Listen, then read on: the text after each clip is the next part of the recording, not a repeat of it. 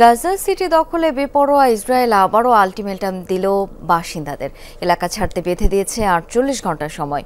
হাজার হাজার লিফলেট ছড়িয়ে দেওয়া হচ্ছে সতর্কবার্তা। নির্ধারিত সময় পেরিয়ে যাওয়ার পর বাড়ানো হবে হামলার পরিধি। যদিও সব হুঁশিয়ারি উপেক্ষা করে নিজ ভূমি আঁকড়ে থাকতে চায় গাজা সিটির বাসিন্দারা। জেনেক্সে শিফট করো, লাইফকে লিফট করো।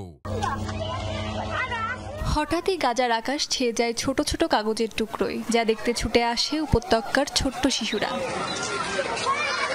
তবে এসব কাগজ তাদের জন্য কোনো সুখবর বয়ে আনেনি, বরং শহর ছেড়ে পালানোর নির্দেশ রয়েছে সেখানে। গাজা সিটি থেকে সাধারণ মানুষকে সরে যেতে আবারও আকাশ থেকে ফেলা হচ্ছে লিফলেট।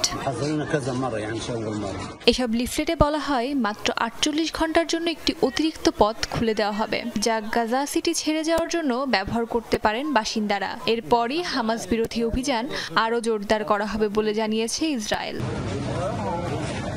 এইসব লিফলেট হুমকির পরও নিজের ভূমি ছাড়তে নারাজ গাজাবাসী, জানান কোনোভাবেই ছাড়বেন না নিজেদের এলাকা।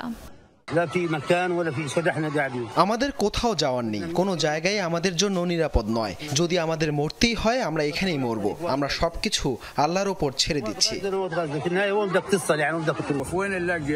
বিশ্ববাসীকে বলতে চাই, এসো এবং আমাদের অবস্থা দেখো। আমাদের জীবনে আর কিছুই নেই, আমাদের ভবিষ্যৎ নেই, আমাদের বর্তমান নেই, আমাদের বেঁচে থাকার মতো কিছুই নেই। আমরা সব আশা ছেড়ে দিয়েছি। গাজায় ইসরায়েলি আগ্রাসনের প্রতিবাদে সোচ্চার বিশ্ব। তবে সবকিছু উপেক্ষা করেই উপত্যকায় তাণ্ডব অব্যাহত রেখেছে তেল আবিব।